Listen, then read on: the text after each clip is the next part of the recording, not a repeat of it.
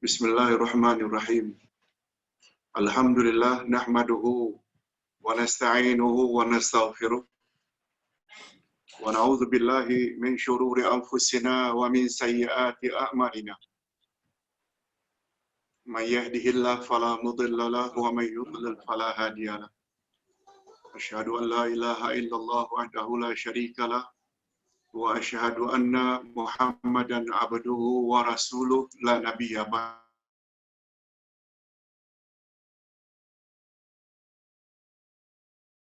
Assalamualaikum warahmatullahi. Alhamdulillah kita bersyukur kehadirat Allah Azza wa Jalla. Berkat taufiknya kita dapat meneruskan lagi pengajian kita dengan akidah Ahlus Sunnah wal Jamaah jilid 1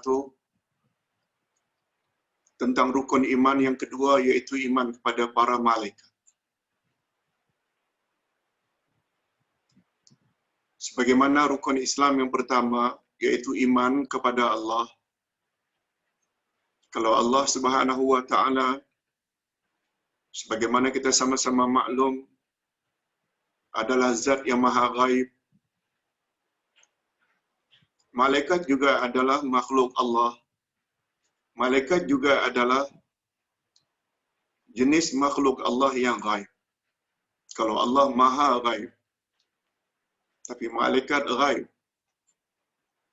Sebagaimana kita sama-sama maklum, beriman kepada yang ghaib adalah syarat pertama untuk menjadi insan yang bertakwa pada Allah.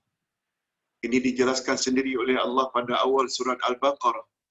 A'udzubillahi minasyaitonirrajim. Zalikal kitabu la raiba fihi hudan lil muttaqin. Inilah kitab Quran, tidak ada keraguan sedikit pun di dalamnya, pedoman bagi orang-orang yang bertakwa.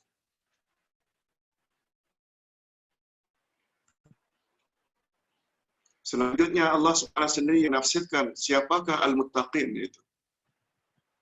Pada 5 ayat pertama surat Al-Baqarah, Allah menyebut 5 sifat orang yang bertakwa. Pertama-tama, alladzina yu'minuna bil ghaib. Mereka adalah orang-orang yang beriman pada yang ghaib.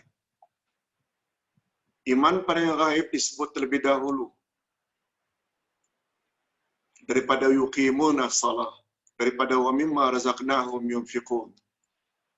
Jadi salat, memberi nafkah seperti zakat dan infak, semuanya itu terletak setelah iman pada yang ghaib. Oleh sebab itu, beriman kepada malaikat yang ghaib adalah menjadi salah satu rukun dari rukun-rukun iman. Nah, barang siapa yang tidak percaya kepada malaikat boleh membawa kepada kufur. Sebelum kita menyebut tentang hukumnya, hakikatnya malaikat, ada baik juga kalau kita sebut bahwa menurut para ulama, khasnya Ibnu Hajar Al-Asqalani, kata beliau, lihat muka surat 108,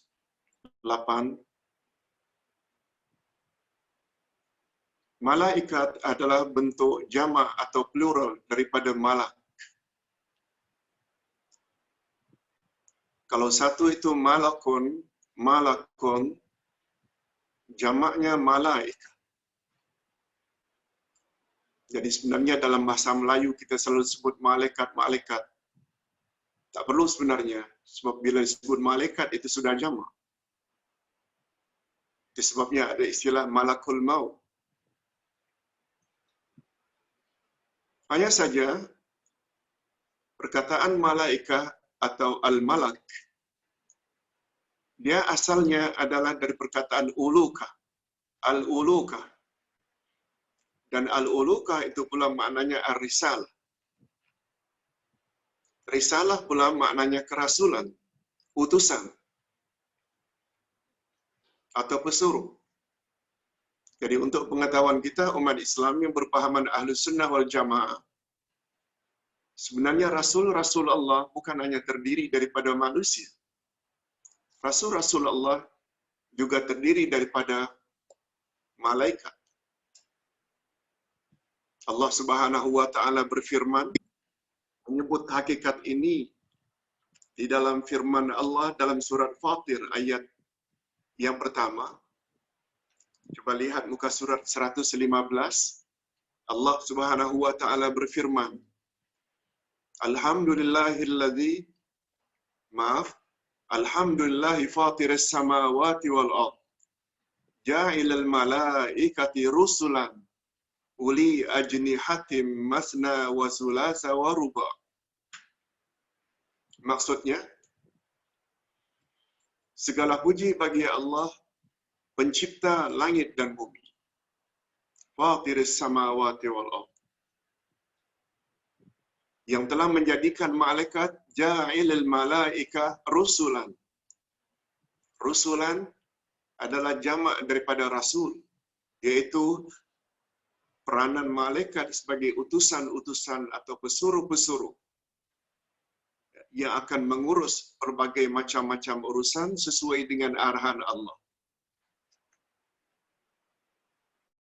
Allah Subhanahu wa taala jika ingin menyampaikan wahyunya kepada para rasul dari kalangan insan, Allah utus malaikat Jibril.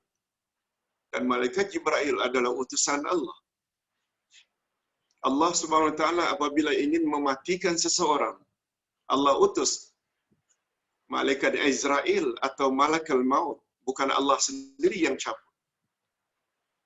Untuk bertanya kepada jenazah dalam kuburan, bukan Allah sendiri pergi ke kuburan, tetapi Allah wakilkan utusannya yang bernama Munkar wa Nakir.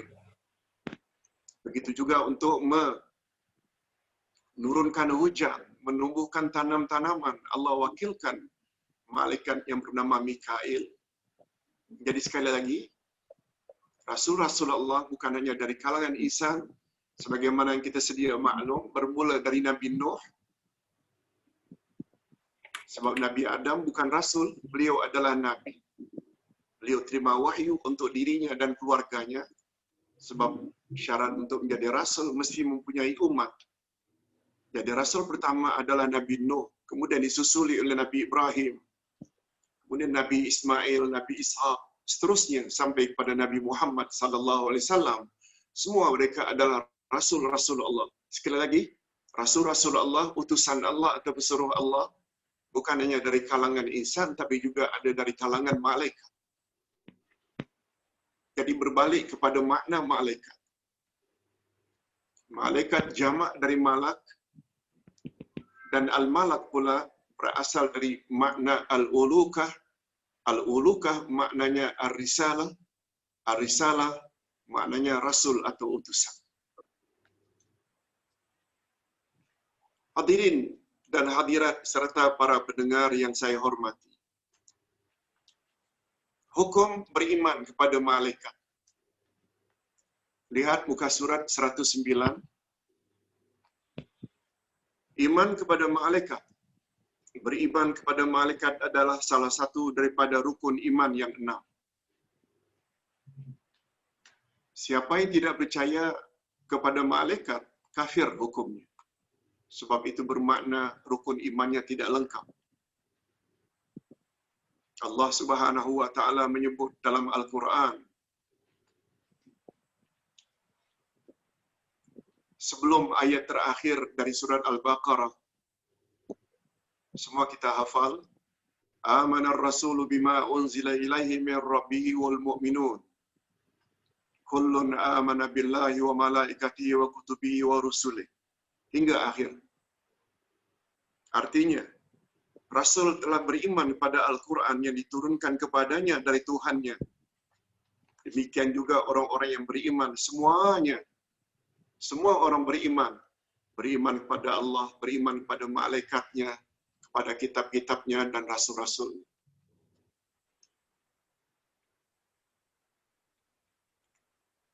Itu sebabnya sebelum kita tidur malam, sangat bagus kalau ayat ini kita baca dengan ayat yang terakhir. Ini untuk amalan para jamaah sekalian, para pendengar sekalian. Bagus juga dalam keadaan kita sedang dilanda oleh wabak.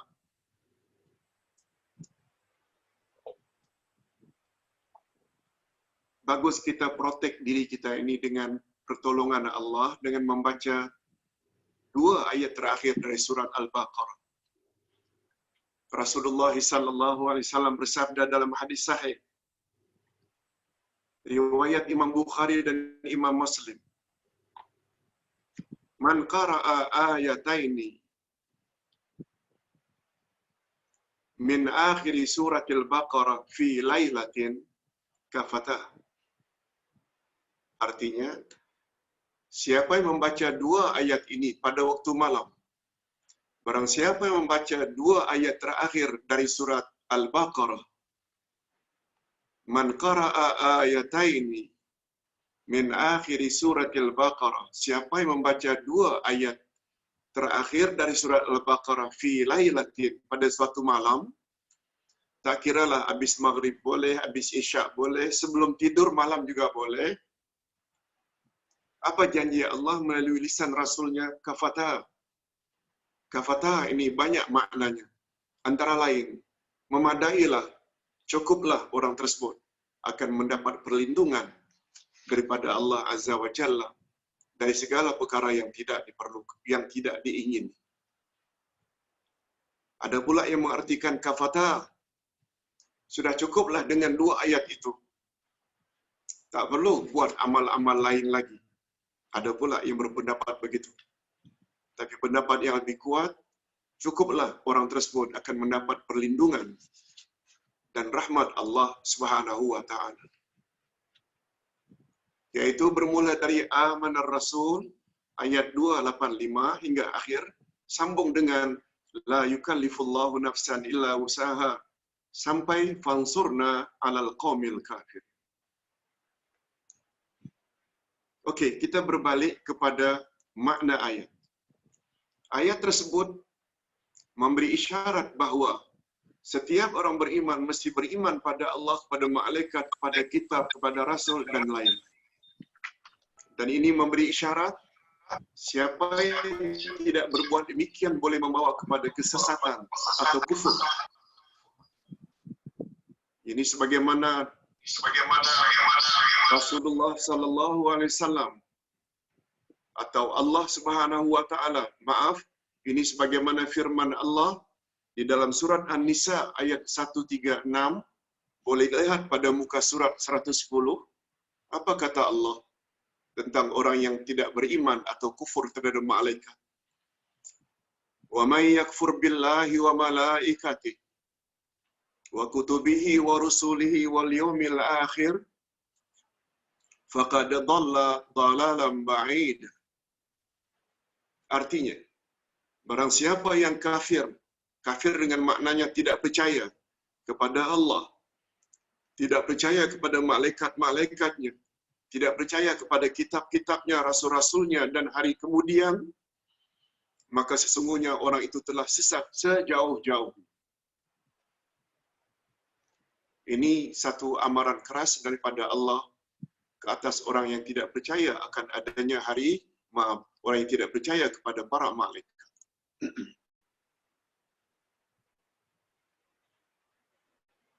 Nah, sekarang kita berpindah kepada jenis dan tugas para malaikat. Apa dia tugas para malaikat? Minta maaf ya, bagi yang bertanya, Ustaz tahu apa yang ditanya. Nanti kita akan selesaikan pertanyaan itu, kita akan jawab insya-Allah pada penghujung. Pada penghujung ceramah kita insya-Allah. Hadirin dan hadirat serta para penonton yang saya hormati. Sebagaimana kita sebutkan tadi bahawa malaikat sebenarnya adalah rasul-rasul Allah. Mereka mempunyai tugas berbagai-bagai. Sebagaimana yang telah ditetapkan oleh Allah Azza wa Jalla. Cuma satu hal yang perlu diingat. Bilangan malaikat sangat banyak sehingga tidak mampu kita hitung. Kecuali hanya Allah Azza wa Jalla.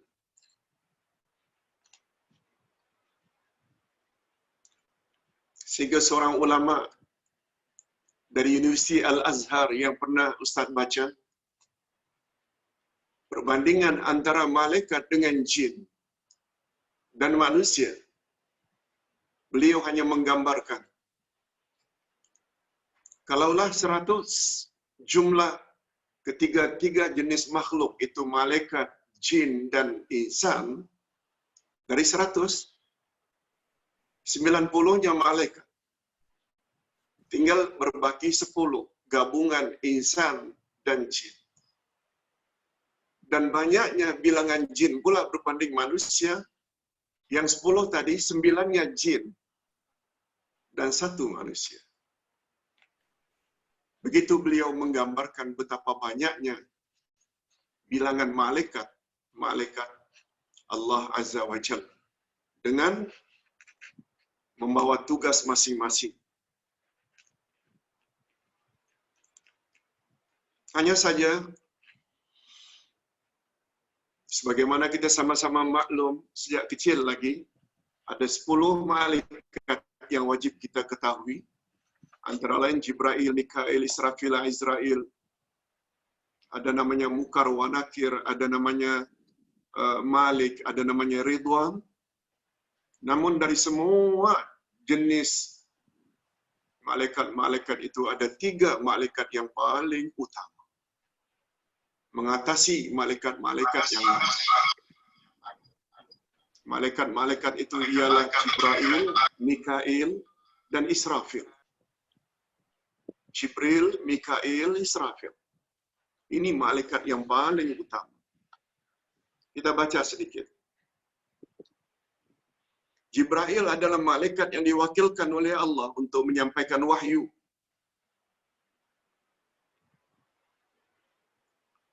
Adapun Mikail adalah malaikat yang diwakilkan oleh Allah untuk menurunkan hujan.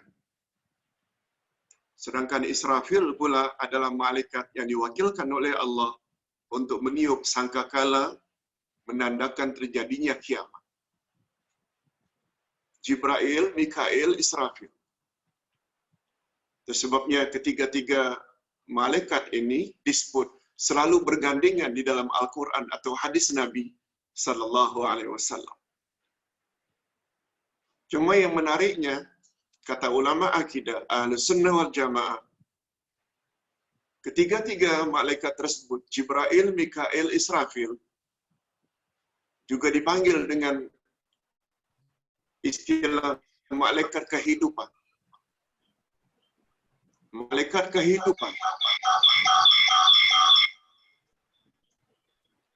Ditanya mengapa ketiga-tiga malaikat itu dikaitkan dengan kehidupan atau hidup. Jawabnya, Jibril ditugaskan oleh Allah membawa wahyu dari Allah untuk disampaikan kepada rasul-rasul dari kalangan insan. Apa kaitannya penurunan wahyu dengan kehidupan? Jawabnya, manusia tidak akan hidup secara sempurna kalau mereka membelakangi wahyu.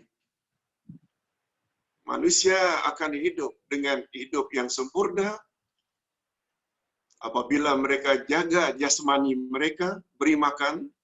Mereka juga perlu beri makan rohani mereka. Itu sebabnya kata Imam Ibnul Qayyim rahimahullah, bagus untuk kita ingat selalu. Lebih-lebih lagi di dalam keadaan kita stay at home, PKP. Apa kata Imam Ibnul Qayyim? Manusia dinamakan manusia selagi ada 2 unsur, jasmani dan rohani. Jasad dan roh. Sebab bila hanya ada roh tanpa jasad, bila ada jasad tanpa roh, bukan namanya manusia. Bila hanya ada jasad tapi roh tidak ada, mungkin layak dikatakan mayat atau jenazah. Bukan insan lagi. Begitu juga sebaliknya apabila ada roh tapi tidak ada jasad. Mungkin kita panggil hantu. Mungkin kita panggil malaikat atau jin. Tapi manusia dikatakan manusia selagi ada dua unsur. Oleh sebab itu, insan, manusia yang ingin sehat dalam pengertian yang sebenar-benar sehat, kata Imam Ibn Al-Qayyim,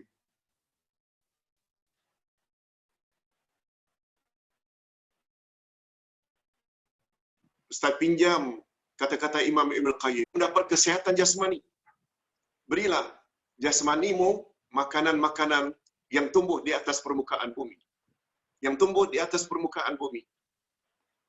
Kita makan nasi lemak, kita makan kari pap, kita makan roti canai, kita makan daging, sayur mayur, buah-buahan, ikan, semuanya bahan-bahan tersebut terdapat di atas permukaan bumi. Insya Allah, dengan jaga makan tersebut yang berzat, badan akan sehat. Tapi ingat, manusia bukan hanya ada jasmani, tapi juga ada rohani. Nah, kata Imam Ibnul Qayyim, untuk mendapat kesehatan rohani, kamu mesti beri makan dengan apa yang turun dari langit. Apa yang turun dari langit? Bukan air hujan. Yang dimaksudkan yang turun dari langit adalah wahyu. Wahyu ilahi. Yang dibawa oleh malaikat Jibril. Oleh sebab itu Jibril adalah salah satu dari malaikat kehidupan. Sebab dengan hidup berpandukan wahyu, dan wahyu pula untuk umat akhir zaman ada dua. Sebab Nabi Muhammad sallallahu alaihi wasallam bersabda, apa kata Nabi? Unzila alayya al-Quran wa misluhu ma'ah. Atau kama qala Rasul. Telah diturunkan kepadaku Al-Quran dan yang semisal dengan itu.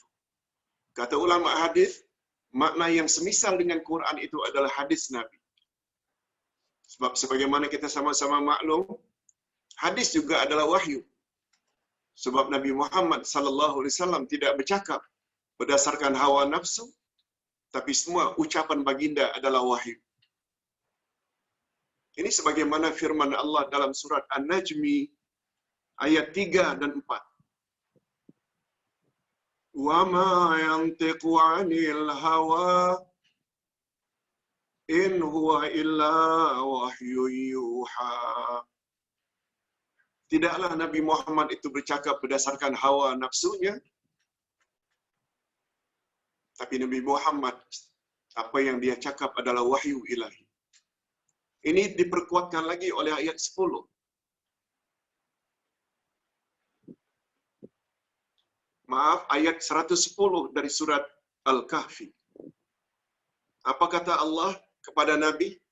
Qul innama ana basyarum mislukum yuha ilayya annama ilahukum ilahu wahid. Katakan hai Muhammad kepada umatmu, aku adalah manusia biasa seperti kamu. Kamu makan, aku makan, kamu kawin, aku kawin, kamu sakit, aku juga sakit, kamu mati, aku juga wafat, sama. Kamu memerlukan ibu bapa untuk zahir di atas muka bumi, aku juga punya ibu bapa. Tetapi bezanya aku dengan kamu, yuha ilayya, kepadaku diturunkan wahyu. Okey, itu tentang malaikat Jibril. Dengan wahyu, manusia akan hidup dalam pengertian yang sebenarnya, zahir batin. Itu sebabnya manusia yang hanya mementingkan makanan jasmani saja, tapi Quran tak tahu, hadis Nabi tak tahu, malah membenci, memperlekeh. Walaupun nampak badannya sehat, tapi sebenarnya mereka bukan sehat dalam pengertian yang sebenarnya menurut pandangan Allah Azza wa Jalla. Yang kedua, malaikat Mikail. Mikail menurunkan hujan. Apa kaitannya dengan kehidupan? Dalam Al-Quran banyak disebut, segala sesuatu berasal daripada air. Dengan turunnya air dari langit, maka tumbuhlah tanam-tanaman dengan subur. Dari air mani, muncullah manusia sekian banyak. Air. Jadi malaikat Mikail membawa atau menurunkan hujan dan menumbuhkan tanam-tanaman. Itu sebabnya Mikail juga digolongkan sebagai malaikat kehidupan. Dan yang terakhir, malaikat ketiga Israfil. Hadirin dan hadirat, tiupan sangkakala ada 2 kali. Tiupan pertama namanya tiupan kebinasaan. Semuanya hancur. Langit pecah, gunung ganang bertaburan, manusia berserakan. Dan tiupan sangkakala yang kedua disebut dengan tiupan kebangkitan. Manusia yang tadinya mati, akhirnya bangkit balik. Bangkit balik maknanya hidup balik. Jadi kesimpulannya, ketiga-tiga malaikat istimewa ini dipanggil juga dengan malaikat kehidupan. Allahu Akbar. Allahu Akbar. Hadirin dan hadirat rahimakumullah. Sekarang kita ingin berpindah ke muka surat 111. Hakikat dan sifat-sifat malaikat. Hakikat dan sifat-sifat malaikat. Hadirin dan hadirat serta para penonton yang saya hormati. Sebagaimana kita sebut pada awal ceramah, malaikat adalah makhluk gaib. Segala perkara gaib tidak ada yang tahu kecuali Allah Azza wa Jalla. Kalaupun ada insan yang mengetahui perkara gaib atau sebahagian perkara gaib, hanya para rasul. Sebab para rasul menerima wahyu. Sebab para rasul menerima wahyu. Allah boleh beritahu kepada rasul apa yang kita sebagai umat biasa ni tidak tahu. Itu sebabnya dalam ilmu akidah, gaib terbagi 2. Ada yang namanya gaib hakiki. Yang kedua namanya gaib idhafi. Gaib hakiki maknanya gaib yang sebenar-benar gaib. Tidak ada yang tahu kecuali hanya Allah sahaja. Yaitu sebagai contoh, bila kiamat akan terjadi. Malaikat Jibril pernah tanya kepada Nabi Muhammad sallallahu alaihi wasallam, "Ya Muhammad, mata taqumus saah?" Bila kiamat akan terjadi wahai Muhammad?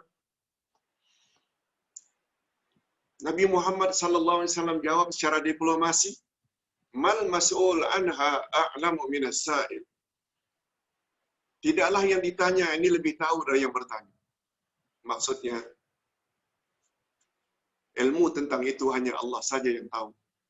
Aku tak tahu sebagaimana engkau juga tidak tahu. Bagus juga Ustaz sebutkan di sini, seorang sahabat Nabi pernah tanya, "Ya Rasulullah,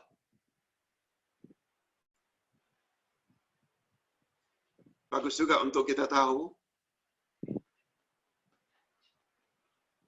manusia memanggil Rasulullah mesti dengan istilah ya Rasulullah, ya Habiballah, ya Nabi Allah, ya Wali Allah, dengan panggilan hormat. Tak boleh panggil ya Muhammad. Manusia bila panggil Rasulullah ya Muhammad, menunjukkan yang bertanya itu orang kafir. Cuma kata ulama akidah berbeza. Malaikat dibenarkan memanggil ya Muhammad. Banyak sungguh hadis-hadis Nabi menyebut malaikat bila memanggil Nabi Muhammad dengan panggil ya Muhammad. Okey, berbalik kepada persoalan. Sahabat bertanya, "Ya Rasulullah, mata taqumus saah?" Bila kiamat akan terjadi? Nabi Muhammad sallallahu alaihi wasallam tidak jawab, malah Nabi tanya balik kepada yang bertanya, "Apa persiapanmu menghadapi hari itu?" Jadi sebenarnya dialog Nabi dengan sahabat tadi memberi isyarat, sebenarnya bagi kita yang mustahak itu bila, yang mustahak bukan bila kita akan mati.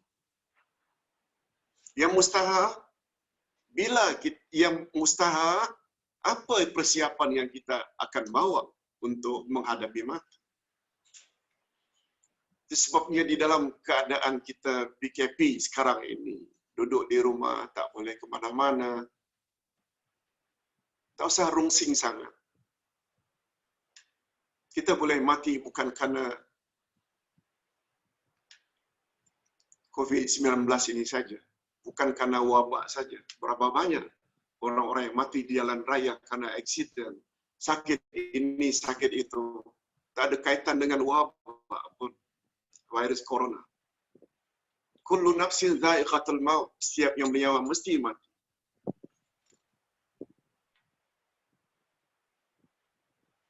Sebenarnya yang perlu ditanya itu bukan bila mati. Kita mesti mati. Yang perlu dipertanyakan, apa persiapanku menghadapi kematian. Itu sebabnya pada saat-saat berada di rumah sekarang ini, jangan termenung saja. Perbanyakkan salat sunat. Ambil uduk senantiasa. Batal ambil uduk lagi. Baca Quran. Berdoa, baca buku. Zikir dan lain-lain. Allahu Akbar. Hadirin dan hadirat rahimakumullah. Itu ghaib hakiki namanya. Tak ada yang tahu kecuali hanya Allah. Tapi satu lagi ghaib namanya ghaib idafi, iaitu ghaib tambahan. Nabi Muhammad dan nabi-nabi sebelumnya mengetahui beberapa perkara-perkara yang umatnya tak tahu. Apa sebab Nabi boleh tahu beberapa perkara ghaib yang kita tak tahu? Jawabnya kerana para rasul menerima wahyu. Kalau ada selain daripada Allah mengetahui beberapa perkara ghaib, hanya para rasul. Sebab Allah Subhanahu wa taala berfirman dalam salah satu ayat Al-Quran, "Man irtada min rasul." Allah akan beritahu beberapa perkara ghaib siapa-siapa yang Allah redai dari kalangan rasul-rasulnya. Jangan kita perlebarkan. Oh, bomo itu, dukun itu, tukang tilik, tukang tenung itu tahu perkara-perkara yang akan datang. Syirik hukum. Sebab tidak ada yang tahu kecuali Allah, namanya ghaib hakiki. Tidak tahu yang tahu perkara selain Allah kecuali rasul-rasul Allah, karena mereka mengetahui beberapa perkara melalui wahyu. Sebagaimana Jibril pernah tanya, kalau engkau tidak tahu bila kiamat akan terjadi,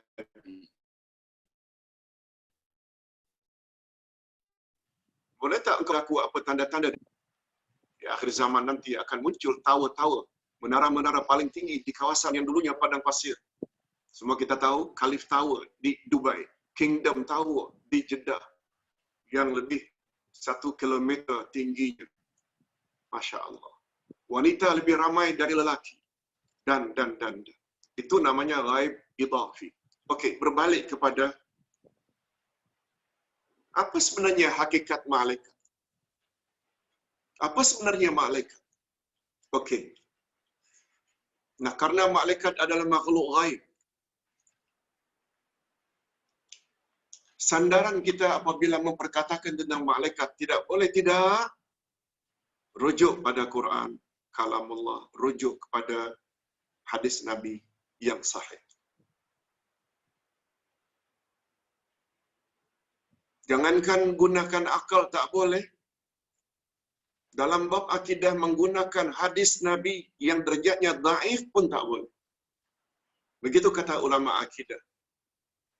Alasan mereka, karena hadis dhaif, dia hanya membawa faedah zam, sangkaan. 50-50. Mungkin 50% Nabi ada sebut, mungkin juga 50% Nabi tak sebut. Ini yang namanya zam, iaitu ragu-ragu. Ragu-ragu tidak boleh membina keyakinan. Sebabnya yang boleh membina keyakinan bila dalil itu dari Quran. Semua kita tahu apa yang ada dalam Quran adalah benar belaka. Begitu juga hadis Nabi yang derajatnya sahih. Hadis yang sahih juga membawa faedah yakin.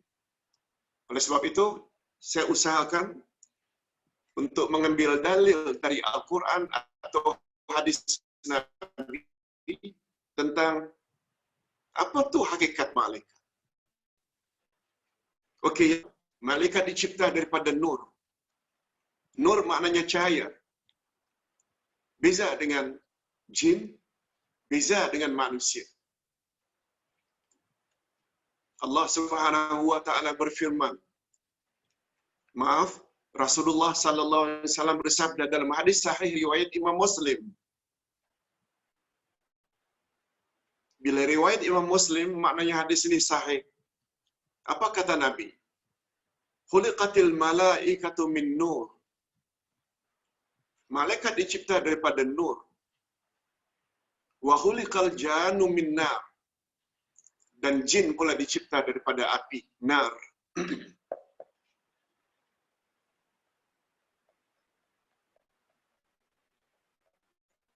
Sebabnya dakwaan orang yang mengatakan bahawa iblis itu berasal dari malaikat sangat salah. Sebab ia bercanggah dengan apa yang Allah katakan dalam Al-Quran. Pertama sekali, Allah Subhanahu wa taala mengisahkan di dalam Al-Quranul Karim. Ketika iblis disuruh sujud pada Adam, semuanya sujud kecuali iblis. Ketika Allah tanya, "Ma mana'aka an tasjud idza amartuk?" Apa sebab kamu tidak mau sujud ketika aku suruh? Coba dengar apa Jibril, apa iblis jawab. Ana khairum minhu. Aku kan lebih baik daripada dia, Adam itu. Khalaqtani min nar. Kau cipta aku daripada api. Wa khalaqtahu min tin. Sedangkan engkau cipta dia daripada tanah. Iblis sendiri mengaku bahawa dia daripada nar, iaitu api. Macam mana kita boleh katakan bahawa jin itu malaikat, sedangkan malaikat dicipta daripada nur? Allah Subhanahu wa taala juga menceritakan dalam ayat yang lain. Usjudu li Adam fasajadu illa iblis aba wastakbar wa kana minal kafirin. Sujudlah kamu sekalian kepada Adam, semuanya sujud kecuali iblis. Dia enggan dan dia takabur. Oleh sebab itu dia tergolong ke dalam golongan orang-orang yang kafir.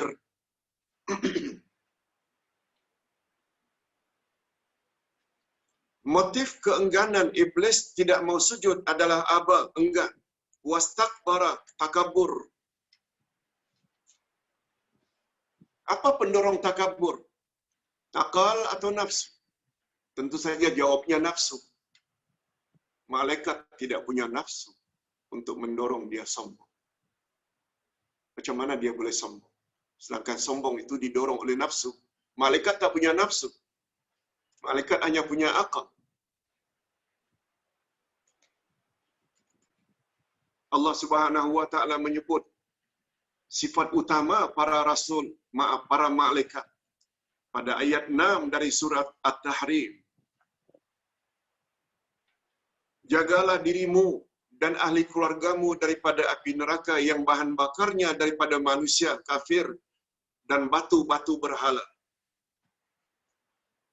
Alaiha malaikatun ghilazun syidad. Yang menjaga neraka itu adalah malaikat yang sangat keras lagi bengis. La ya'sunallaha ma amarahum.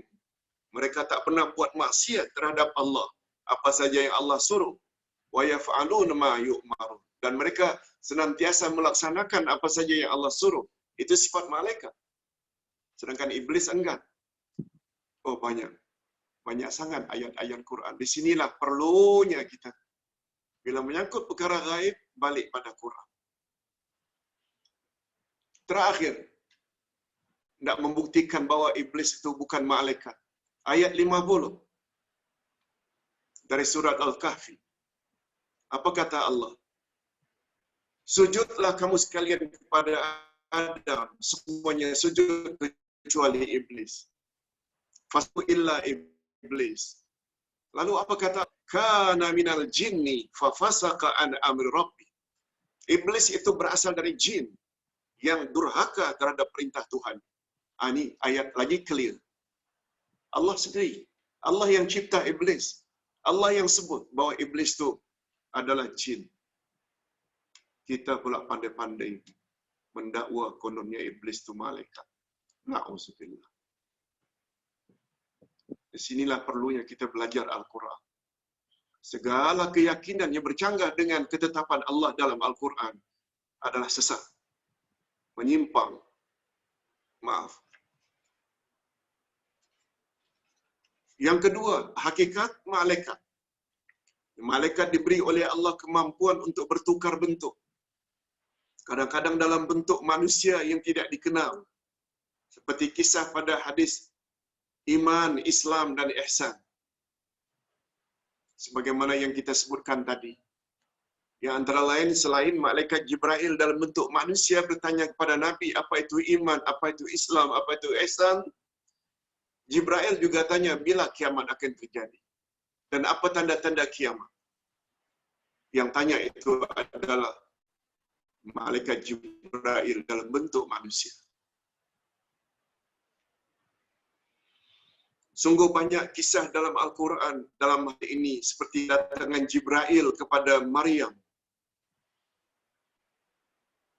yang akhirnya meniup roh, membuat akhirnya Maryam menjadi hamil, yang akhirnya melahirkan Nabi Isa. Begitu juga Nabi Ibrahim pernah didatangi oleh beberapa malaikat memberi kabar gembira bahwa beliau akan mendapat anak dari isteri pertamanya, Sarah, yang bernama Ishak. Selanjutnya, setelah jumpa Nabi Ibrahim, mereka pergi ke Jordan, negeri Nabi Lot, untuk membinasakan negeri Nabi Lot yang mempunyai tabiat tidak sehat, homoseksual. Semua mereka datang itu dalam bentuk manusia. Jadi yang kedua, malaikat diberi oleh Allah kemampuan yang luar biasa dan boleh bertukar bentuk dengan izin Allah. Yang ketiga, malaikat mempunyai kekuatan yang luar biasa. Seperti kemampuan mereka dengan takdir Allah, mengangkat arash walaupun dalam bilangan yang sedikit. Malaikat adalah makhluk yang sangat kuat. Malaikat adalah makhluk yang sangat kuat. Cuba bagaimana malaikat membalikkan negeri Sodom yang akhirnya menjadi laut mati sekarang ini. Dulunya adalah negeri yang namanya negeri Sodom. Oleh sebab itu barangkali ada istilahnya sodomite atau liwat atau homoseksual. Mereka balikkan yang atas jadi bawah, bawah jadi atas. Semua itu tidak akan mampu dilakukan kalau kecuali oleh makhluk yang diberi oleh Allah kekuatan yang luar biasa. Ini belum lagi kalau kita bercakap tentang malaikat Hamalatul Arsh.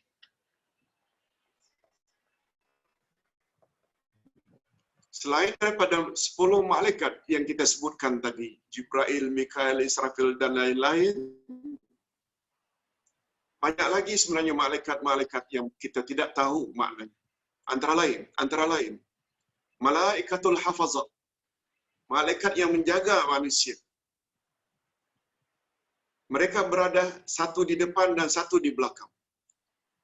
Sedangkan malaikat kanan dan kiri, ini namanya Raqib dan Atid. Semuanya adalah makhluk-makhluk Allah yang gaib.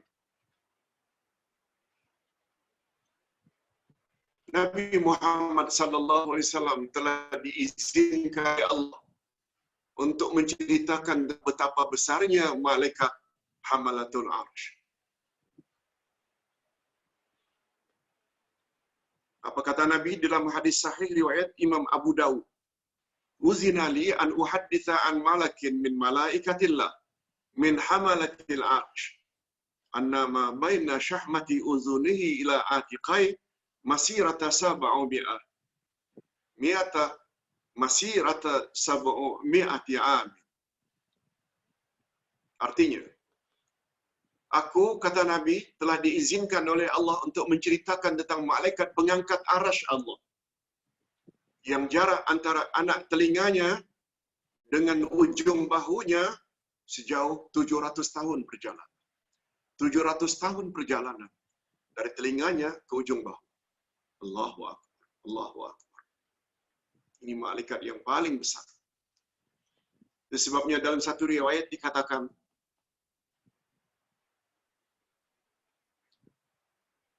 kalau malaikat Jibril itu mempunyai sayap, tapi sayap yang dimiliki oleh Hamalatul Arasy lebih banyak daripada sayap yang dimiliki oleh Jibril. Nanti kita akan sebut tentang malaikat itu bersayap.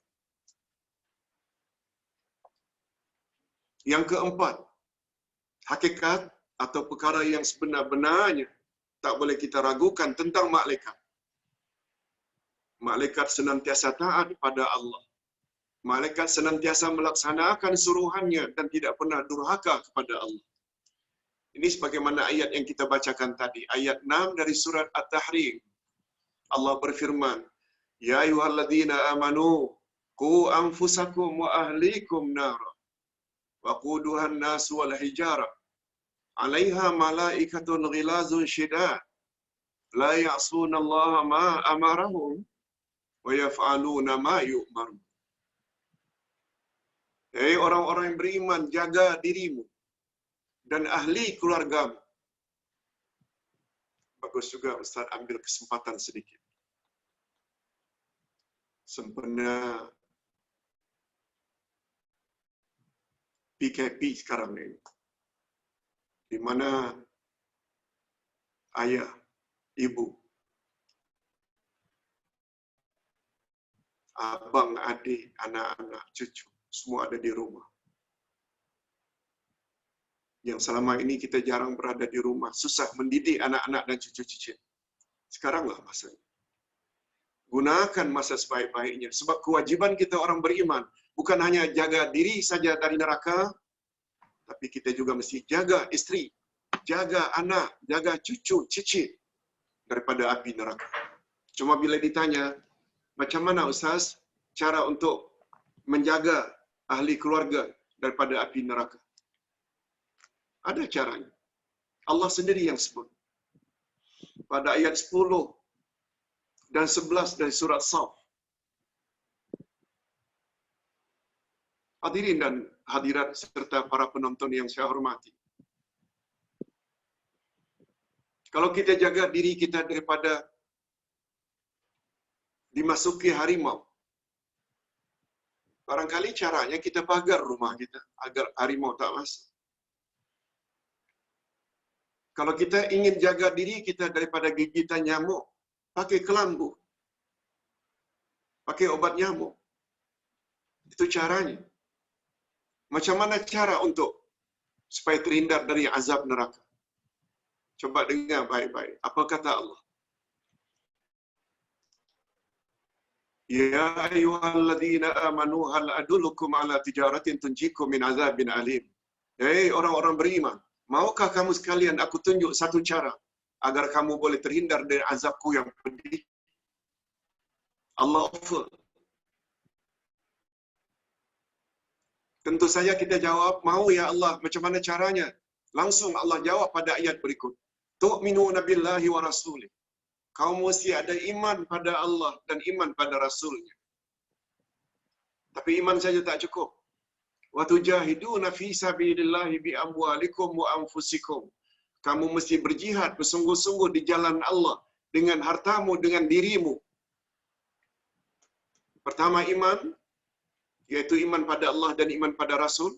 Bila disebut dua iman ini mencakupi semua iman-iman yang lain. Sebab semua iman yang lain, iman pada malaikat, pada kitab, hari kiamat, takdir, semuanya sumbernya daripada Allah dan Rasul. Sebagaimana kita baru sebut tadi, ada ghaib hakiki dan ghaib idhafi.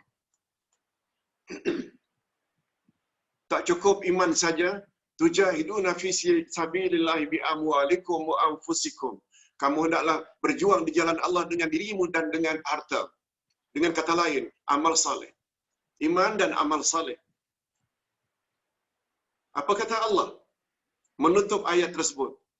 Zalikum khairul lakum in kuntum ta'lam. Yang demikian itu, iman dan amal saleh, khairul lakum, better for you. Baik bagimu, in kuntum ta'lamu, jika kamu benar-benar tahu. Jika kamu benar-benar mengetahui. Mudah-mudahan kita semua termasuk ke dalam golongan orang yang mengetahui. Sebabnya senantiasa mantapkan iman, pertingkatkan amal saleh. Itu saja caranya. Okey, kita teruskan. Orang-orang beriman, jaga dirimu dan jaga ahli keluargamu dari api neraka yang bahan bakarnya dari manusia dan batu. Kata ulama tafsir, manusia maksudnya adalah orang-orang kafir akan jadi bahan bakar api neraka. Batu pula maksudnya batu-batu berhala. Siapa yang jaga neraka itu? Alaiha malaikatun ghilazun syidad. Yang jaga malaikat itu malaikat yang keras lagi bengis. Bagaimana sifat malaikat-malaikat itu? La ya'sunallaha ma amarahum. Mereka tak pernah berbuat maksiat, ingkar terhadap arahan Allah. Wa yaf'aluna ma yu'marun. Mereka senantiasa sedia, siap untuk melaksanakan apa yang Allah suruh. Ini yang Ustaz kata tadi, gunakan istilah iblis itu bukan malaikat. Sebab malaikat tidak ada yang durhaka, tidak ada yang ingkar terhadap arahan Allah. Sebabnya iblis, nanti insya-Allah pertemuan yang akan datang kita akan membahas tentang hakikat jin. Nah, apa pula hakikat jin? Mungkin kita akan bahas lebih lanjut pada masa akan datang jika diizinkan oleh Allah. Okey. Itu tentang sifat malaikat senantiasa taat pada Allah Azza wa Jalla, tak pernah bangkang. Cuma bagus juga kalau Ustaz sebut di sini. Siti Aisyah radhiyallahu anha, isteri Rasul, isteri kesayangan, pernah bertanya kepada baginda, "Ya Rasulullah,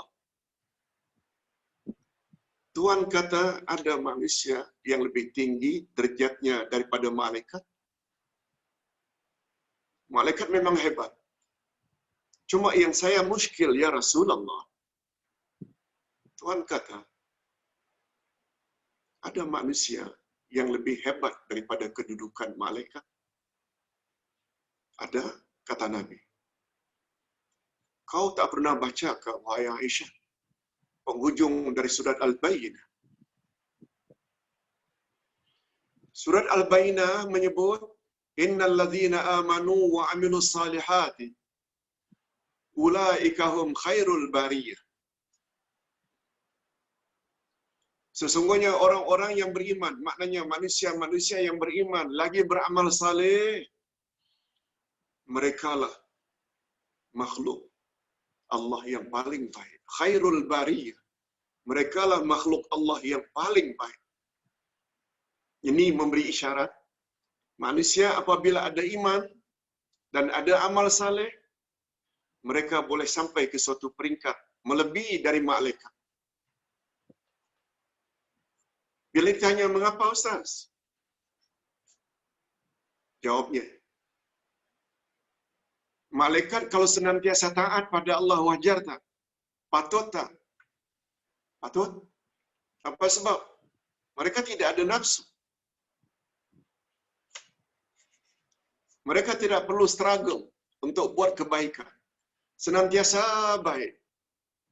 Tapi manusia, selain ada akal juga ada nafsu. Betul tak? Mereka berjuang, struggle. Ada peluang untuk rasuah. Mereka tahan, tak maulah nanti dapat. Ada peluang untuk mencuri, tak maulah. Ada pakaian yang cantik, tetapi terlalu sempit. Atau berlobang-lobang sana dan sini. Tak maulah nanti orang lihat dosa. Kita dapat tahan nafsu. Malaikat tak ada nafsu. Oleh sebab itu wajar-wajar saja kalau mereka senantiasa taat pada Allah. Tapi manusia. Apalagi Allah Subhanahu wa taala telah izinkan iblis untuk menggoda anak cucu Adam. Jadi kita sebenarnya struggle. Kita berjuang. Oleh sebab itu, andai kata manusia itu imannya mantap dan amal salehnya, banyak, dia boleh sampai ke suatu peringkat lebih tinggi daripada malaikat. Contohnya, Nabi Muhammad sallallahu alaihi wasallam, betul tak? Ketika Mi'raj, beliau sampai ke suatu peringkat paling tinggi yang dipanggil Sidratul Muntaha. Malaikat tak mampu untuk naik lebih tinggi. Nabi dijemput dengan awan putih menghadap Allah Azza wa Jalla. Tidakkah itu memberi isyarat Nabi Muhammad lebih tinggi daripada malaikat Jibril? Allahu Akbar. Kita teruskan. Kita teruskan yang kelima, hakikat malaikat yang kelima. Malaikat adalah makhluk yang dekat dengan Allah, lagi dimuliakan. Malaikat adalah makhluk yang dekat dengan Allah, lagi dimuliakan. Sebab bila disebut dekat saja, apalagi dengan Allah, itu menunjukkan mesti makhluk itu makhluk yang sangat istimewa. Sebabnya Allah Subhanahu wa taala menyebut, di akhirat nanti manusia akan terbagi kepada 3 golongan. Ini tertera di dalam surat Al-Waqi'ah kalau tak salah. Ashabul yamin, golongan kanan. Ashabul shimal, golongan kiri. Dan satu lagi golongan as-sabiqun as-sabiqun. Dari 3 golongan ini yang paling dekat atau yang paling istimewa adalah as-sabiqun as-sabiqun. Walaupun golongan sebelah kanan juga adalah hebat dan dijamin masuk syurga, tapi kata ulama tafsir, golongan kanan ialah golongan yang berada di sebelah kanan arasy Allah. Golongan kiri yaitu golongan yang berada di sebelah kiri arasy Allah. Ini penghuni neraka. Sedangkan as-sabiqun as-sabiqun yaitu orang yang berada di hadapan arasy Allah. Ini yang paling istimewa. Mudah-mudahan kita termasuk ke dalam golongan ini. Amin ya rabbal alamin. Allah Subhanahu wa taala menceritakan tentang malaikat. Apa kata Allah dalam surat Al-A'raf ayat 206? Innal ladzina 'inda rabbika la yastakbiruna 'an ibadatihi wa yusabbihunahu wa lahu yasjudun. Sesungguhnya malaikat-malaikat yang ada di sisi Tuhanmu tidaklah merasa enggan menyembah Allah, dan mereka mensucikannya, bertasbih, dan kepadanya mereka bersujud. Istilah dalam ilmu tafsir, inda rabbik, yaitu mereka berada di sisi Allah, mengandung makna bahawa para malaikat dekat di sisi Allah dan mereka sangat mulia. Allahu Akbar. Yang keenam, hakikat malaikat. Malaikat tidak kahwin. Malaikat tidak mempunyai keturunan. Tidak makan, tidak minum. Sebab mereka tidak punya nafsu. Allah Subhanahu wa taala mencela sikap orang-orang kafir yang mendakwa kononnya malaikat itu perempuan. Antara lain dakwaan orang-orang musyrikin penyembah berhala. Dalam Al-Quran disebut, apa kata mereka? Innal malaikata banatullah. Sesungguhnya malaikat-malaikat itu adalah anak perempuan Allah. Jadi kalau Nasrani Kristian mendakwa Isa anak Tuhan, Yahudi mendakwa Uzair anak Tuhan, maka musyrikin penyembah berhala, Abu Jahal, Abu Lahab dan kawan-kawannya mendakwa kononnya malaikat-malaikat anak-anak perempuan Tuhan. Allah Subhanahu wa taala mencela sikap mereka. Allah juga berfirman dalam surat Az-Zukhruf. Surat Az-Zukhruf ayat yang ke-19. Apa kata Allah?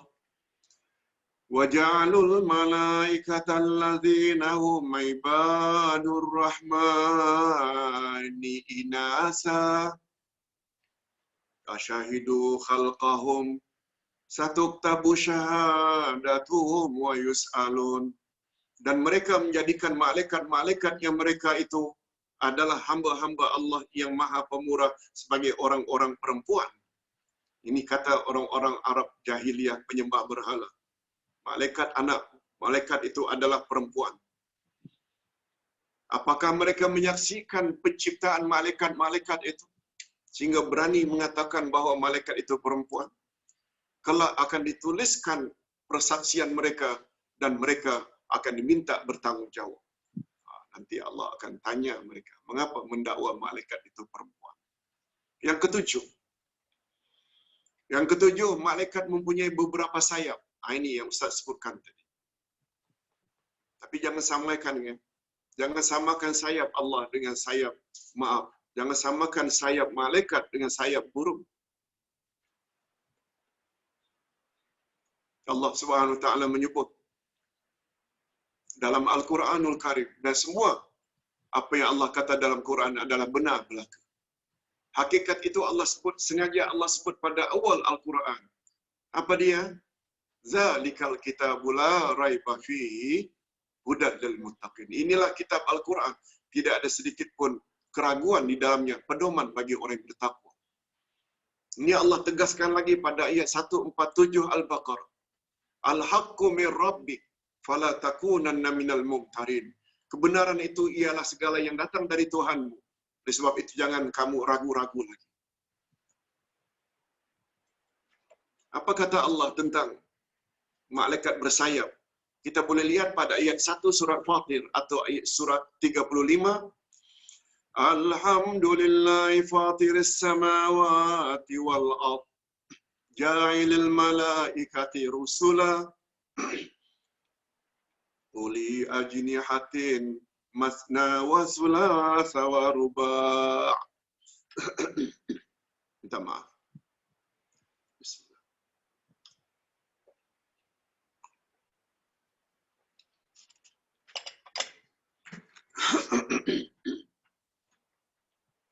Terjemahan ayat. Segala puji bagi Allah pencipta langit dan bumi yang menjadikan malaikat sebagai utusan-utusan. Ini yang kita sebutkan dari malaikat adalah rasul-rasul atau utusan-utusan Allah. Dalam berbagai macam urusan yang mempunyai sayap, masing-masing ada 2, ada 3, dan ada 4 sayap.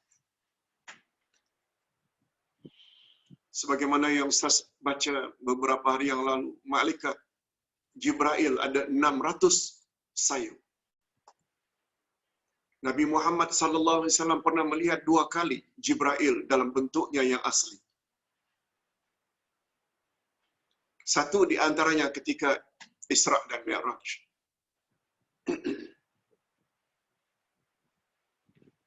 Adapun yang ke-8, ini yang terakhir, hakikat Jibril yang terakhir.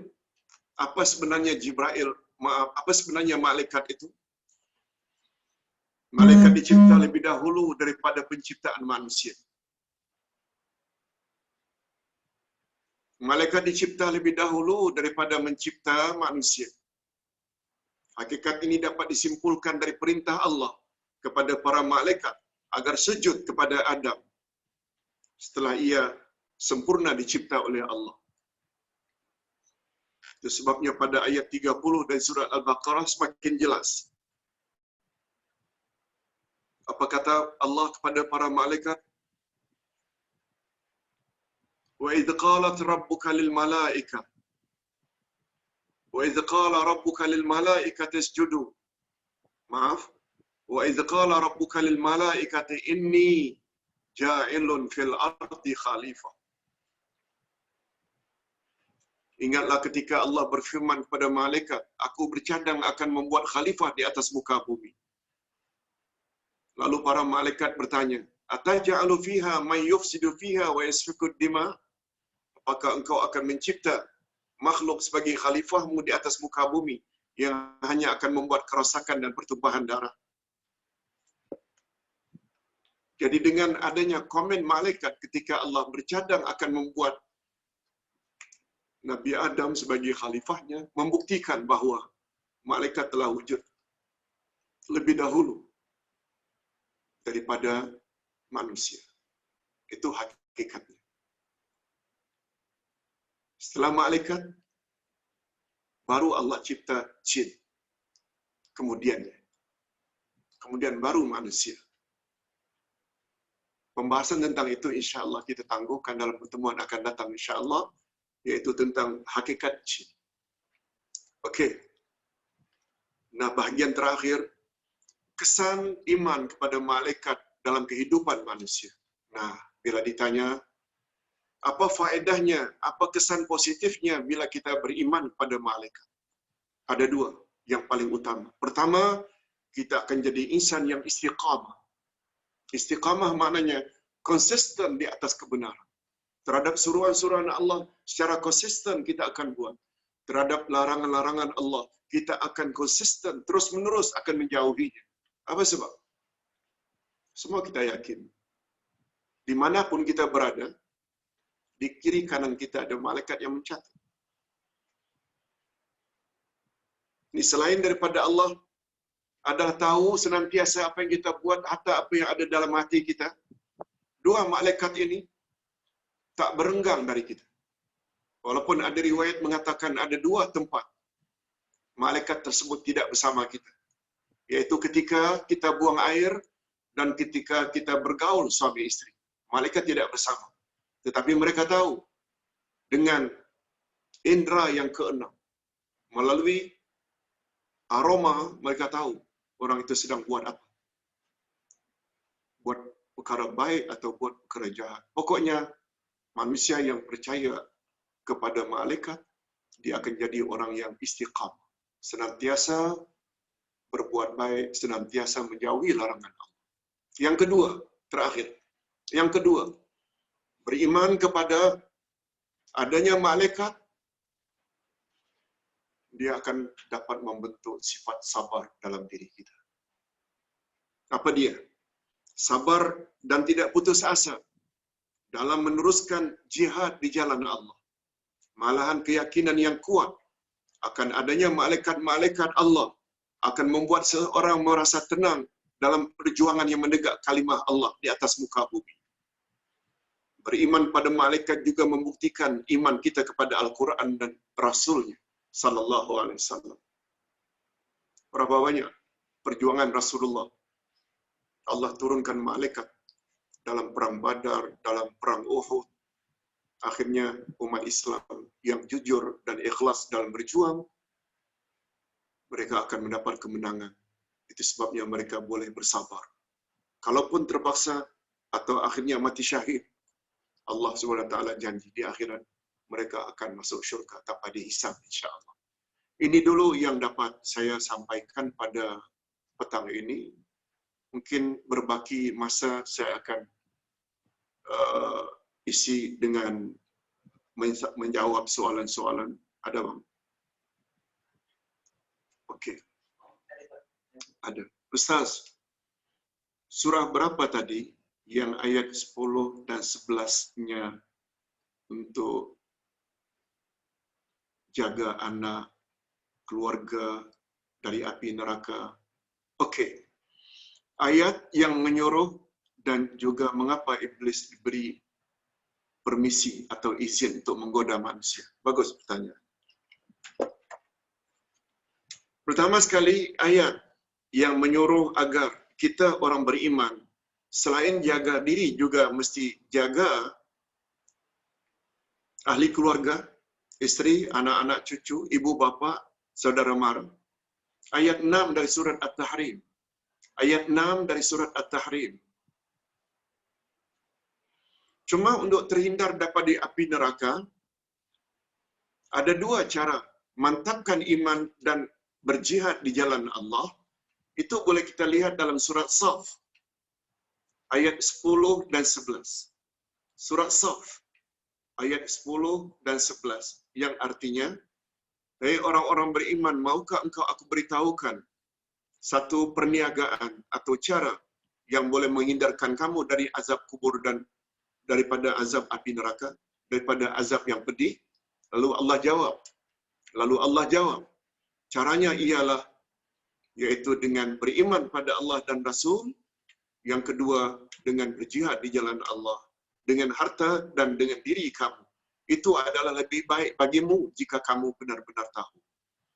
Okey, sekarang pertanyaannya, mengapa Allah izinkan iblis untuk menggoda manusia? Bagus pertanyaannya. Ustaz, andai kata Allah tidak izinkan iblis menggoda manusia, kan kita semua akhirnya jadi penghuni syurga. Akan jadi macam itu. Tapi segala ketetapan Allah, kita tak boleh pertikaikan, mesti ada hikmahnya. Hikmah yang paling utama sebenarnya, adanya iblis untuk menguji kita orang yang murni imannya atau palsu iman. Allah berfirman pada ayat 2 dari surat Al-Ankabut. Ayat 2 dari surat Al-Ankabut, apa kata Allah? Ahasiban nasu an yutraku ay yaqulu amanna wa hum la yuftanun. Apakah manusia boleh mengatakan aku telah beriman sebelum mereka terlebih dahulu diuji? Di peranan iblis diizinkan oleh Allah. Diizinkan oleh Allah. Al-Ankabut ayat 2. Iblis diizinkan oleh Allah untuk menggoda umat manusia. Adalah untuk menguji mana manusia yang benar-benar mantap imannya atau mereka itu ikut iblis. Bagus juga kalau di sini disebut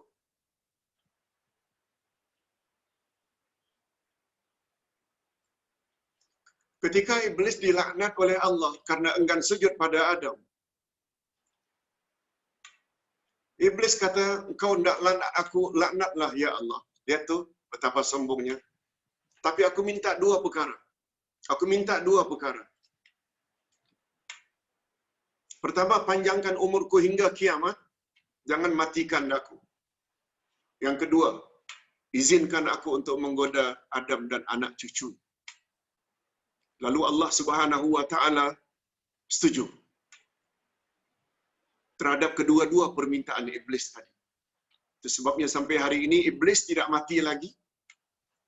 Kita terus saja digoda sampai hari ini. Yang kedua, iblis memang telah diizinkan oleh Allah untuk menggoda manusia supaya Allah tahu mana manusia yang benar-benar beriman kepada Allah atau imannya sekedar iman yang palsu. Itu untuk jawaban soalan pertama. Yang kedua, surat As-Saff tadi, betul, 10 dan 11, Al-Ankabut ayat 2, betul. Adapun pertanyaan yang berikutnya sangat berharga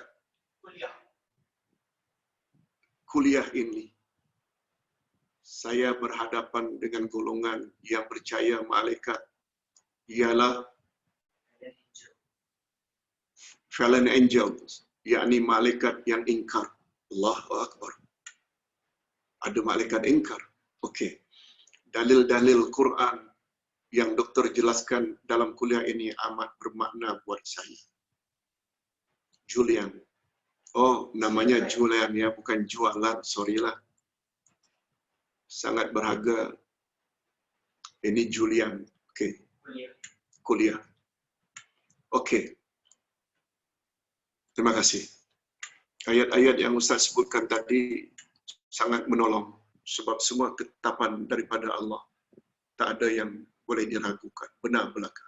Yang ketiga, saya salam Ustaz, bila malaikat bertanya Allah mengenai kejadian Nabi Adam dan mengapa Allah mencipta manusia untuk melakukan kerosakan di muka bumi, adakah ini membuktikan bahawa adanya makhluk seperti manusia ini dicipta oleh Allah sebelum Nabi Adam seperti yang didakwa oleh saintis?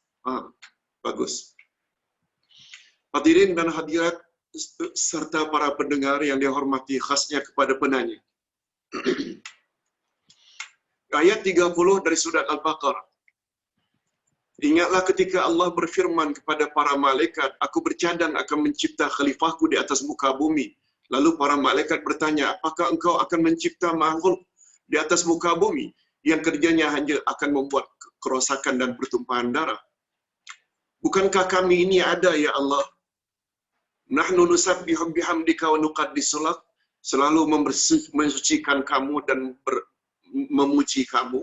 Lalu Allah jawab, Inni a'lamu ma la ta'lamu. Allah jawab, aku lebih tahu dari kamu.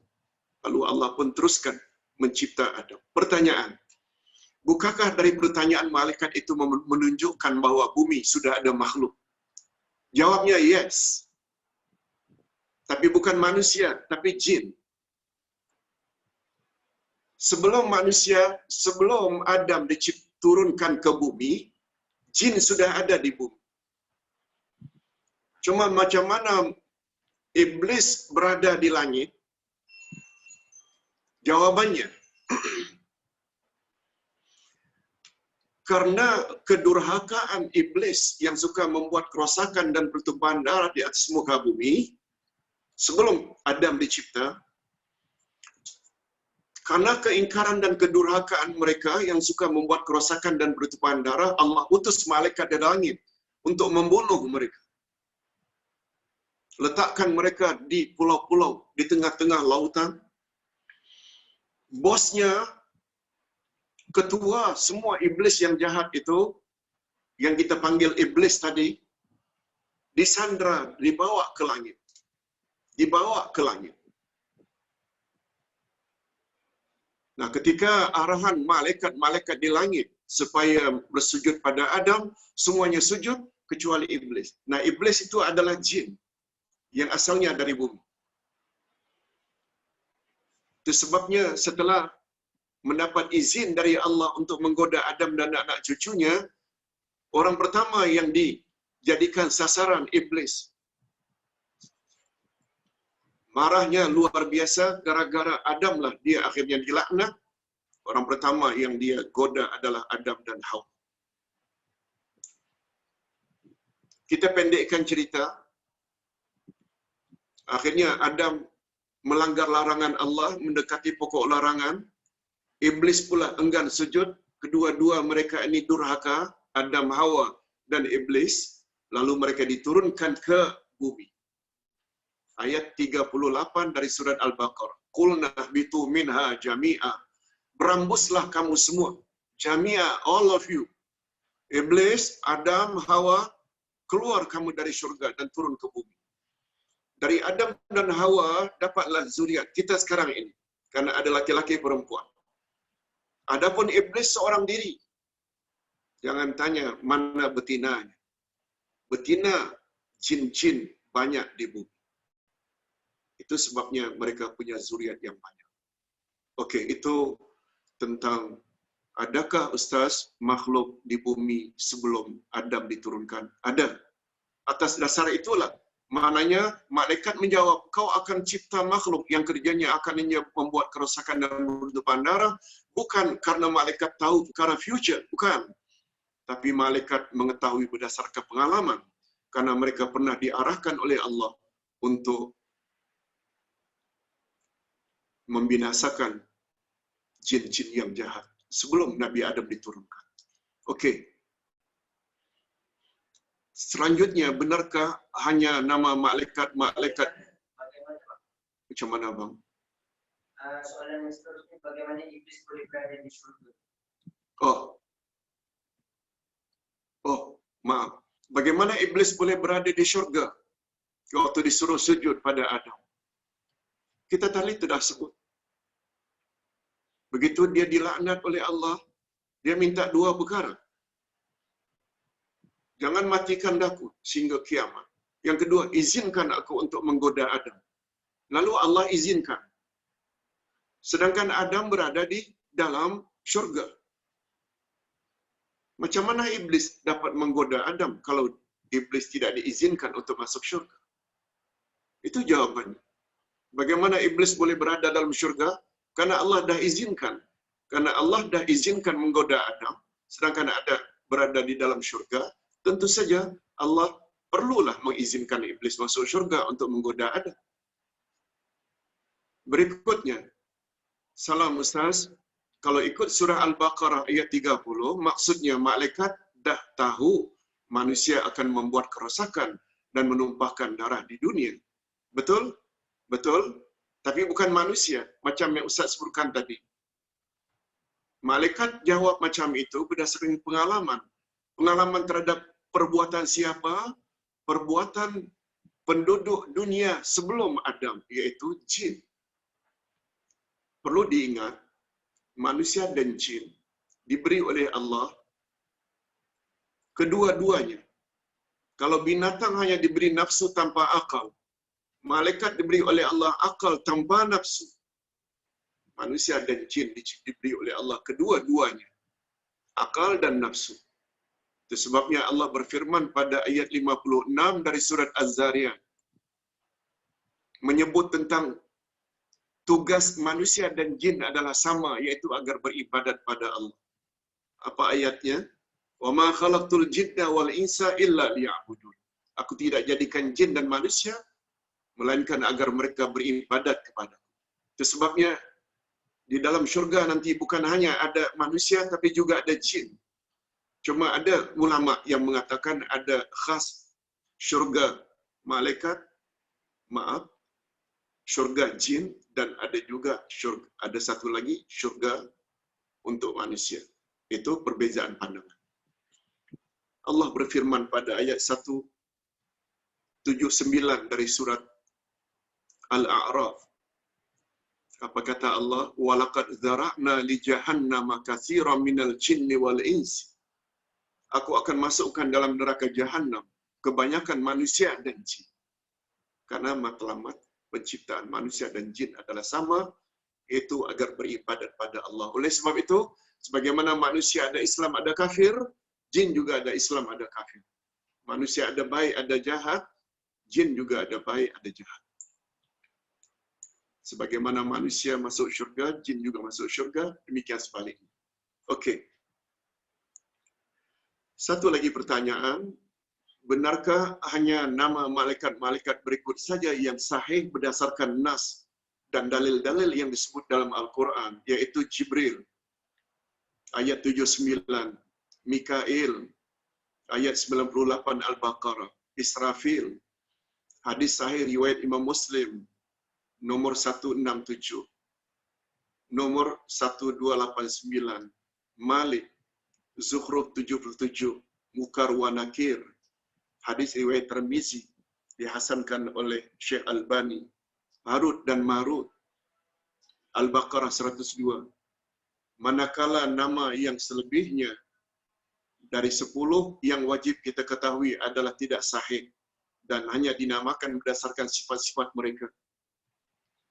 Wallahu a'lam. Tapi sebenarnya di dalam hadis sahih riwayat Abu Daud tadi juga disebut tentang malaikat Hamalatul Arsh. Hamalatul Arsh, pengangkat arsh.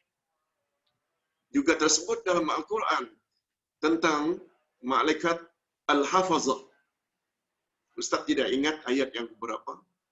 Tapi yang jelas, nama-nama malaikat ada yang disebut dalam Al-Quran dan ada pula yang disebut di dalam hadis Nabi sallallahu alaihi wasallam. Baik, manakala selebihnya dari 10 yang wajib kita ketahui adalah tidak sahih dan hanya dinamakan berdasarkan sifat-sifat mereka. Wallahu a'lam.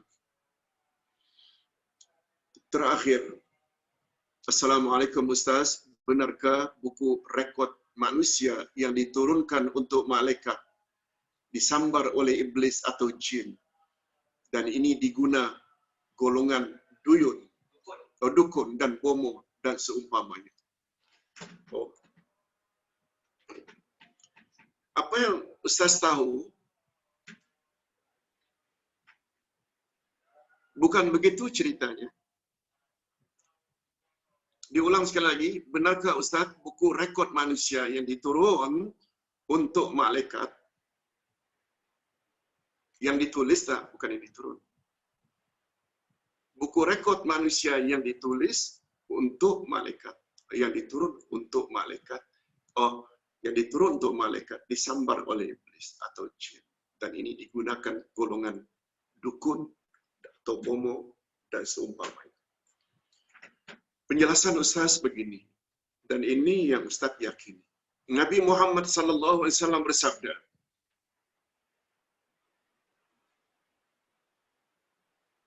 yang didengar oleh Siti Aisyah radhiyallahu anha, setiap manusia ada qarin. Qarin maknanya syaitan pengiring. Syaitan yang mendampingi manusia senantiasa.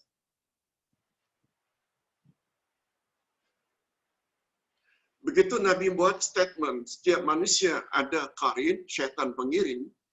Lalu Aisyah bertanya, "Ya Rasulullah, apakah Tuhan juga ada qarin? Apakah Tuhan juga ada syaitan pengiring?" "Ya Rasulullah." Nabi jawab, "Ya, aku juga ada qarin. Hanya saja berkat pertolongan Allah, qarinku telah memeluk Islam. Sehingga dia tidak menyuruh aku kecuali yang baik-baik belaka."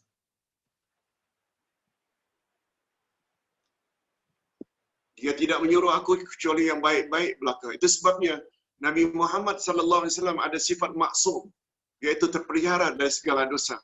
Sebab tidak ada qarin yang jahat sebagaimana qarin yang ada pada setiap kita. Jadi menurut ulama akidah, makhluk yang mendampingi setiap manusia ada 5. Kita dah sebut tadi. Raqib dan Atid, kiri kanan. Ini malaikat pencatat amal baik dan amal jahat. Yang kedua, malaikatul hafazah, depan dan belakang kita. Dan satu lagi qarin. Dia bukan malaikat tapi dari kalangan syaitan. Itu sebabnya apabila seseorang yang ingin pergi ke bomo atau dukun untuk mengetahui masa depannya, untuk mengetahui apa barangannya, siapa yang curi barangannya, begitu dia sampai kepada bomo, bomo sudah tahu, nama kamu ini kan, kamu tinggal di sana kan, kamu punya anak sekian orang kan, kamu bekerja di situ kan. Pertanyaan, mengapa bomo tahu? Kata ulama akidah menjawab, bomo pesakit, bomo yang minta atau yang ingin bertanya bomo, maaf, qarin pesakit atau qarin orang yang bermasalah telah bisikkan kepada qarin bomo, namanya ini, istrinya, anaknya sekian orang, bekerja di mana, duduk di mana.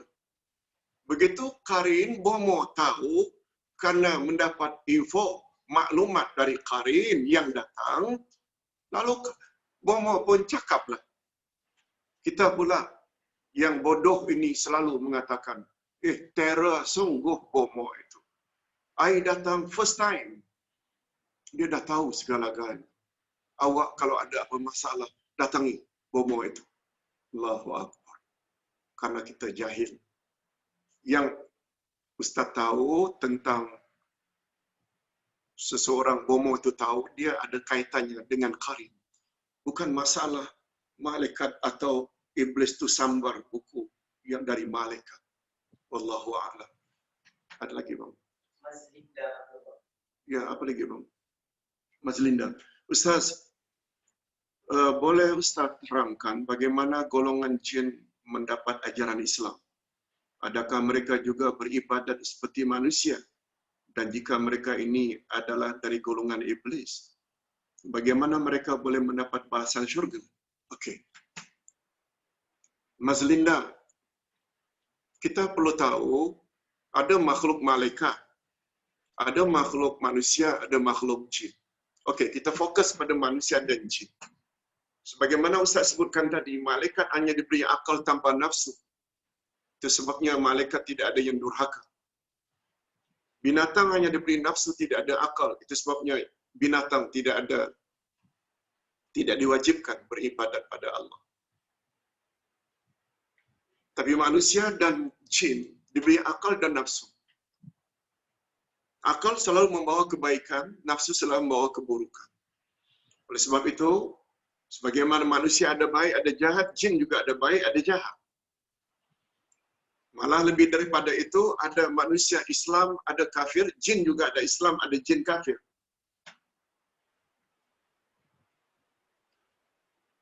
Hanya saja,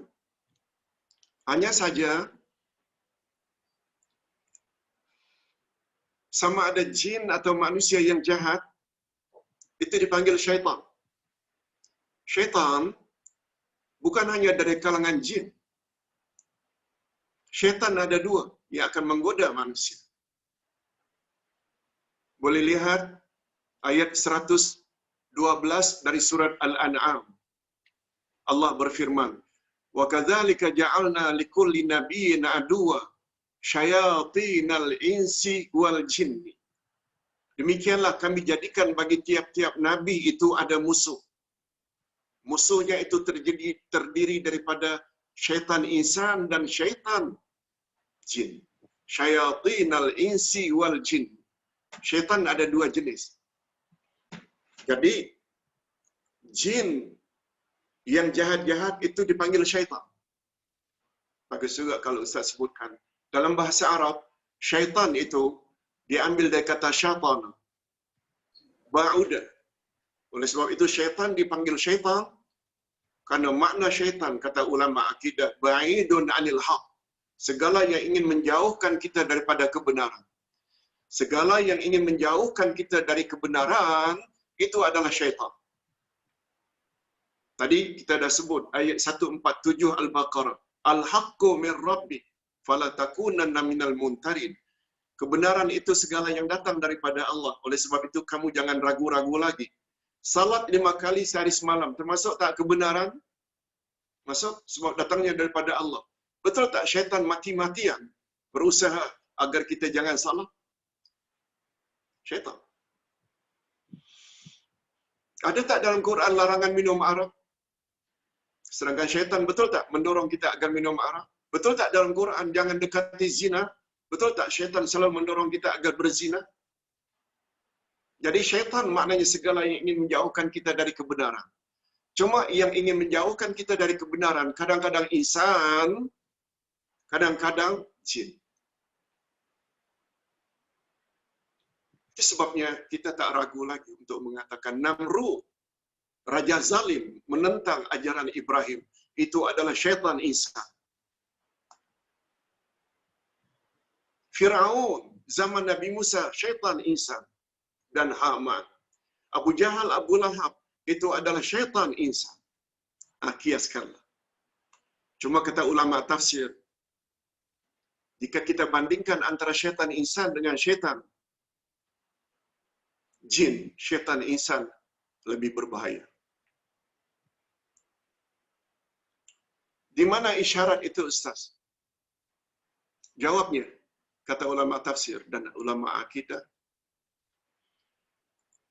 jin senantiasa disebut lebih dahulu dalam Al-Quran. Coba tengok ayat 179 Al-A'raf. Walaqad zara'na li jahannam minal jahannam katsiran minal jinni wal insi. Ayat yang terakhir dalam Al-Quran, minal jinnati wan nas. Ayat 56 surat Az-Zariyat. Wa ma khalaqtul jinna wal insa illa liya'budun. Aku tidak jadikan jin dan manusia melainkan agar beribadat padaku. Betul tak semuanya diawali dengan jin? Kata ulama tafsir, jin disebut lebih dahulu karena jin dicipta lebih dahulu berbanding insan. Itu sebabnya disebut jin dahulu. Tapi dalam hal yang menjadi musuh bagi umat manusia, Allah sebut syayatinal insi wal jin. Syaitan insan dan syaitan jin disebut dahulu syaitan insan, baru syaitan jin, memberi isyarat syaitan insan lebih berbahaya daripada syaitan jin. Syaitan jin barangkali bila dibaca ayatul kursi 3 qul dia akan lari. Tapi syaitan insan barangkali tak lari. Alah bang, saya juga hafal ayatul kursi sambil menggoda. Itu yang dimaksudkan dengan macam mana, apa tadi bang? Apakah mereka juga beribadat seperti? Ya. Mas Lina perlu tahu, jin itu nama besarnya, cuma ada baik, ada buruk. Yang buruknya, yang jahatnya, yang kafir dipanggil syaitan. Nah, macam mana dengan iblis, Pak Ustaz? Iblis pula bos dari segala syaitan. Ketua dari segala syaitan dipanggil iblis. Ini yang dapat Ustaz sampaikan. Ada lagi, Bu? Muhammad Rizal Hakim. Tak, kok tak ada sini. Ke bawah sikit. Mungkin terakhir ini pertanyaan.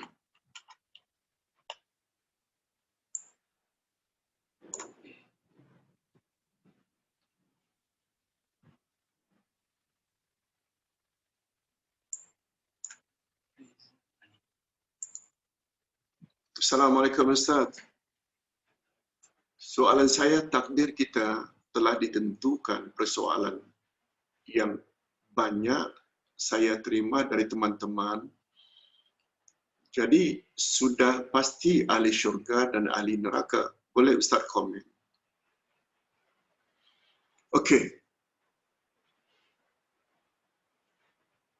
Sebenarnya pelajaran ini belum sampai lagi. Kita baru iman pada malaikat. Ada lagi iman pada Rasul, pada kitab, pada hari kiamat, dan pada takdir itu terakhir. Cuma secara ringkas Ustaz dah sebut, takdir ada dua. Ada takdir mubram, ada takdir mu'allaq. Takdir mubram ni takdir yang sudah pasti. Takdir ini tidak boleh dirubah. Seperti firman Allah, kullu nafsin za'iqatul maut. Setiap yang bernyawa mesti mati. Tapi takdir yang kedua, takdir mu'allaq. Mu'allaq maknanya tergantung.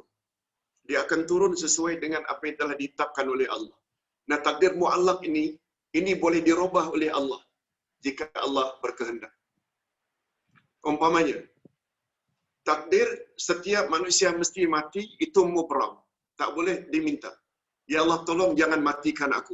Allah tak akan perkenankan. Al-Mautu Tapi wal bila hidayah. kita akan mati, Assalamualaikum warahmatullahi wabarakatuh. siapa tu bang? Bila kita akan mati itu mu'allaq. Mungkin esok, mungkin 10 tahun akan datang. Disebabnya kata Nabi sallallahu alaihi wasallam di dalam hadis sahih, di antara doa manusia kepada Allah dengan takdir mu'allaq yang akan turun. Umpamanya kita akan aksiden. Sepatutnya, tapi berkat kita baca ketika keluar rumah, bismillah tawakkaltu 'ala Allah la haula wala quwwata illa billah, akhirnya Allah selamatkan. Antara takdir mu'allaq yang akan turun dengan doa manusia, kata Nabi dalam hadis sahih riwayat Imam Muslim, berkecamuk antara langit dan bumi. Takdir akan turun sesuai dengan timingnya. Doa dari manusia minta supaya takdir itu jangan dikenakan ke atasnya. Itu sebabnya istilah orang tua-tua ada istilah doa tolak bala. Sebenarnya istilah itu Islamik. Itu sebabnya kita disuruh berdoa. Kita tak tahu bila akan mati. Mati mesti, tapi bila akan mati. Oleh sebab itu, minta jangan mati tak boleh, tapi minta panjang umur, selamatkan aku ya Allah daripada wabak, daripada bala dan penyakit-penyakit. Boleh. Kalau Allah perkenankan. Ini sesuai dengan doa daripada sahabat Nabi yang bernama Abdullah bin Umar ibn Khattab. Anak Umar ibn Khattab. Orang ketiga terbanyak hafal hadis Nabi. Setelah Abu Hurairah, kedua terbanyak Aisyah, ketiga terbanyak Abdullah bin Umar ibn Khattab. Apa kata beliau dalam doanya? Allahumma in kunta katabtani syaqiyya famhuni waktu bani sa'idah. Oh Tuhan, sekiranya Engkau telah tetapkan nasibku akan jadi orang yang menderita, merana, tolong tutup, tolong ubah ya Allah takdir tersebut. Agar aku jadi orang yang bahagia. Nah, doa-doa macam ini adalah dibolehkan. Jadi tak semestinya kita mesti tunduk dengan takdir yang sudah tertera. Yang mustahak kita tak tahu yang tertera. Yang mustahak kita mesti berusaha untuk jadi orang baik sehingga layak memasuki syurga Allah dan terhindar dari api neraka. Tadi kita dah sebut syarat yang perlu kita buat untuk terhindar dari azab yang pedih, mantapkan iman pada Allah dan Nabi Muhammad. Yang kedua, beramal saleh. Ada lagi bang? Ahmad Tarmizi. Minta maaf. Assalamualaikum Ustaz. Apa beza syaitan dan jin? Oh, syaitan dengan jin itu am. Jin itu am. Syaitan ini makhluk yang jahat. Sebab makna syaitan ba'idun anil haq. Setiap yang ingin menjauhkan kita daripada kebenaran atau kebaikan itu syaitan. Cuma syaitan ada dua jenis. Kadang-kadang dari jenis manusia. Berapa banyak kawan-kawan kita yang ajak kita supaya berjudi, minum arak. Berapa banyak kawan-kawan kita yang larang kita, tak payah salat lah, tak payah tutup aurat lah kalau pergi ke overseas. Kita yang biasa yang menutup aurat. Kawan kita ajak, tak payahlah, orang kenal kita kan tak ada di sini, di London, di Tokyo. Nah, kawan itu tu sebenarnya syaitan. Allah suruh tutup aurat, dia pula larang tutup aurat. Syaitan. Kita mau salat, dia pula kata jangan salat. Ini namanya syaitan. Syaitan itu kadang-kadang dari jin, kadang-kadang dari insan. Jadi, jin itu ada yang baik, ada yang jahat. Yang jahat ini yang namanya syaitan. Dan ketua semua syaitan dipanggil iblis. Assalamualaikum Ustaz. Dikatakan Dajjal sudah wujud dari dulu menunggu keluar waktunya saja. Benarkah Ustaz? Dajjal itu makhluk apa? Manusia atau jin? Wallahu a'lam. Banyak sangat perbezaan. Yang penting, kata Nabi, bila dekat kiamat nanti, akan muncul Dajjal yang dapat melakukan perkara-perkara yang luar biasa. Itu sebabnya dipanggil Al-Masihud Dajjal. Apa makna Al-Masih? Bila dia sentuh saja, dia sentuh batu, batu akan jadi permata, emas. Sentuh pokok, semuanya jadi emas, jadi permata, jadi barang-barang berharga. Orang yang tidak kuat imannya, tidak mustahil akan mempertuhankan Dajjal pada akhir zaman. Untuk itu kata Nabi, siapa yang hafal atau membaca 10 ayat pertama surah Al-Kahfi, insya-Allah dia akan dihindarkan daripada Dajjal akhir zaman. Kemudian akan turun juga Imam Mahdi. Akan turun juga Nabi Isa. Cuma secara ringkas saja, Dajjal akan wujud menjelang kiamat. Menjelang kiamat juga akan turun Isa dan munculnya Imam Mahdi. Isa dan Imam Mahdi akan bekerja sama untuk membunuh Dajjal. Ustaz hanya dapat komen itu saja. Kewujudan ketiga-tiga makhluk itu, yaitu Isa akan turun dari langit, munculnya Imam Mahdi, dan munculnya Dajjal, tak boleh kita ragukan sebab dia tertera. Tentang topik khusus mungkin kita perlu bahas kemudian insya-Allah. Apa lagi bang? Habis ya. Jazakallah khairan Ustaz. Semoga Allah ampun kita semuanya. Allah lindungi kita. Amin amin ya rabbal alamin. Ya Allah, lindungilah kami dari segala wabak, bala dan segala penyakit-penyakit yang mengerikan. Ya Allah, selamatkanlah negeri kami. Selamatkanlah juga negeri-negeri umat Islam. Birahmatika ya arhamar rahimin. Mohon maaf kalau ada kekurangan. Assalamualaikum warahmatullahi wabarakatuh. Waalaikumsalam Ustaz. Terima kasih.